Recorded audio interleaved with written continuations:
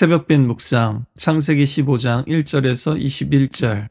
아브라함아 두려워하지 마라. 나는 내 방패니 내가 받게 될 상이 아주 클 것이다. 아브라함에게 환상 가운데 찾아와 말씀하십니다.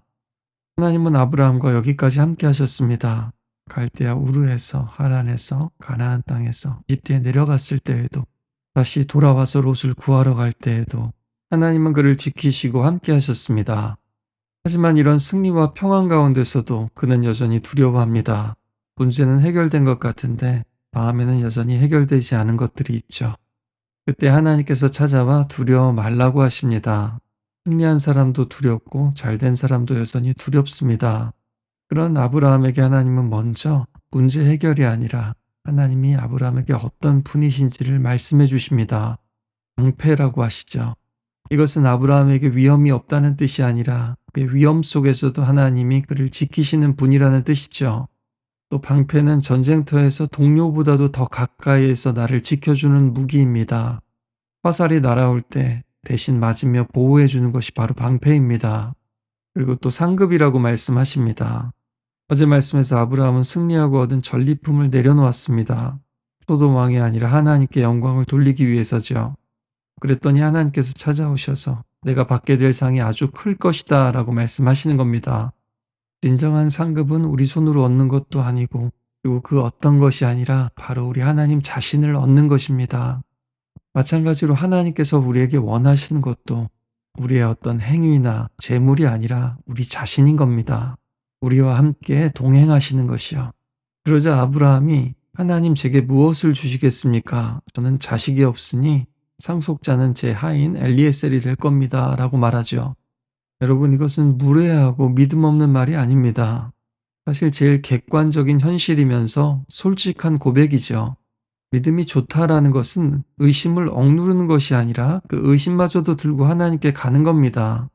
그래서 아브라함도, 모세도, 엘리야도, 현의 시인들도, 예수님의 제자들도 의심과 질문을 가지고 하나님께 나아갔습니다. 그러니 여러분, 감동적이고 멋지게 기도하려고 하지 마시고요. 가장 솔직하게 기도하시기 바랍니다. 이해가 안 되면 안 된다고, 힘들면 힘들다고, 왜 아직도 이루어지지 않는 것 같냐고, 믿고 싶은데 왜 안 믿어지냐고요. 오늘 하나님께서는 아브라함에게 믿음 없다고 뭐라고 하시지 않습니다. 마치 리프레시가 필요하다는 듯이 아브라함을 밖으로 데리고 나가십니다. 그리고 별을 세어보라고, 셀 수 없듯이 내 자산도 이렇게 수없이 될 것이라고 다시 한번 약속하십니다. 아브라함의 시선을 바꿔주시고 시야를 넓혀주십니다. 우리는 광활한 우주 속에 먼지와도 같습니다. 그런데 그 먼지 같은 존재들을 별보다도 더 소중하게 여기십니다. 별은 우리보다도, 또 지구보다도 훨씬 큽니다. 하지만 우리 현실에서는 내 시야에 보이는 것들이 언제나 가장 커 보입니다. 사실 내가 지금 크다, 전부다라고 생각하는 것은 하나님 안에서는 너무 작은 문제일 때가 많죠. 그러나 마찬가지로 하나님은 그것을 무시하시지 않고, 하나님께서도 우리의 문제가 너무나 크고 중요하다라는 것을 아십니다. 그랬더니 아브라함이 하나님을 믿었고, 아브라함의 믿음 때문에 그를 의롭게 여기셨다고 합니다. 이것이 인간의 공로가 아니라 오직 믿음으로 구원을 받는다라는 복음의 핵심이기도 하죠. 믿음은 별을 다 세고 나서 생기는 게 아닙니다. 사실은 셀 수 없다는 것을 인정하게 되는 거죠. 볼 수도 없습니다. 다 이해할 수도 없습니다. 우리는 블랙홀 자체를 본 것이 아니라 그 가장 경계인 사건의 지평선, 그 그림자와 흔적을 가까스로 보았을 뿐입니다. 우리의 시간이 시속이라면 하나님의 시간은 광년입니다.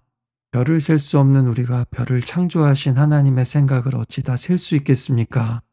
그분의 생각은 정말로 높고 깊고 넓습니다. 하나님 말씀을 따라 밖으로 나와서 하늘을 올려다보니까 아브라함은 자기 두려움과 문제에 가려서 작아 보이던 하나님이 다시 크게 보이기 시작했습니다.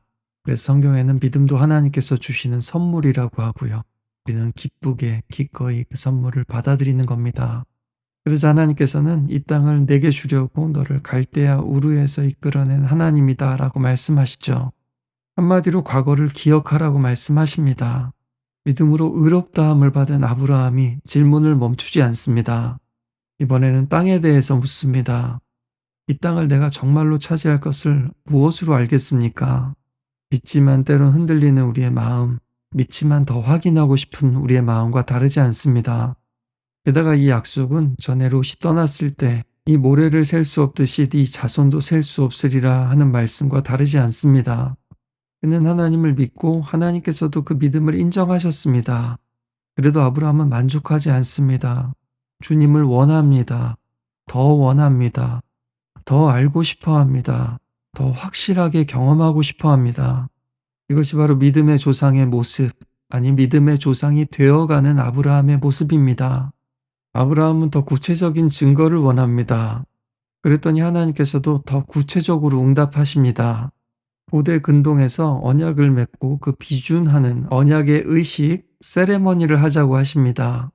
짐승을 가져와서 쪼개놓고 갈라놓고 그 사이를 지나가는 방식입니다. 이 의미는 이 언약을 깨트린 사람은 이 짐승과 같이 죽음을 당하게 될 것이다라는 상징적인 의미였습니다.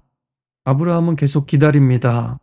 그런데 하나님은 뭔가 나타내 보이시지 않고 솔개만 와서 짐승을 낚아채 가려고 합니다. 그는 부지런히 새들을 쫓습니다. 그리고 그는 해질 무렵에 깊은 잠에 빠졌는데요. 이것은 아담을 깊이 잠들게 하시고 하와를 준비하셨을 때와 같은 표현입니다. 욥기에서도 하나님의 계시나 환상을 받는 수동적인 상태를 의미합니다. 큰 흑암과 두려움이 임했다는 것도 하나님의 임재가 나타날 때 동반되는 현상이죠. 하나님께서 예언을 주십니다. 아브라함은 믿음의 조상이면서 선지자의 표상이기도 합니다. 아브라함과 사레가 이집트에서 수치를 겪고서 하나님의 건져내심으로 돌아왔듯이 그들의 후손도 그렇게 될 것이라고 하십니다. 그리고 여기에 대전제는 이미 그 자손이 많아질 것이다 라는 것이고요. 또 아브라함과 사레가 이집트에서 나올 때에 파라오가 많은 재물과 가축을 주어서 내보냈듯이 그들의 후손도 풍부하게 나올 것이라고 합니다. 하나님께서는 이후의 출애굽을 이미 내다보고 계십니다. 그뿐만 아니라 가나안 땅을 주신 이유는 아직 아모리 족속의 죄악이 가득하지 않았기 때문이라고 하십니다. 하나님이 이스라엘을 편애하셔서 그 땅을 빼앗아 주시는 것이 아니라 가나안 사람들의 행위가 너무 가증스러워서 쫓아내시는 거라고 하십니다. 하나님은 사랑의 하나님이실 뿐만 아니라 정의의 하나님이십니다. 그 가운데서 하나님의 사람들과 세상 사람들이 얽히고 설키면서 때로는 오히려 믿음의 사람들이 환난과 고난을 당하면서 하나님의 구원의 이야기를 펼쳐가시는 겁니다. 그리고 아브라함은 복된 노년을 보내다가 평안 속에서 땅에 묻히고 조상들에게 돌아갈 것이라고 약속하시죠.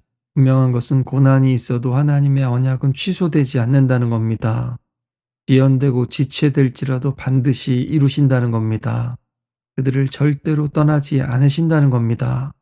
하나님의 아들 예수 그리스도께서 십자가에서 다시 한번 이것을 영원히 못 박으셨습니다.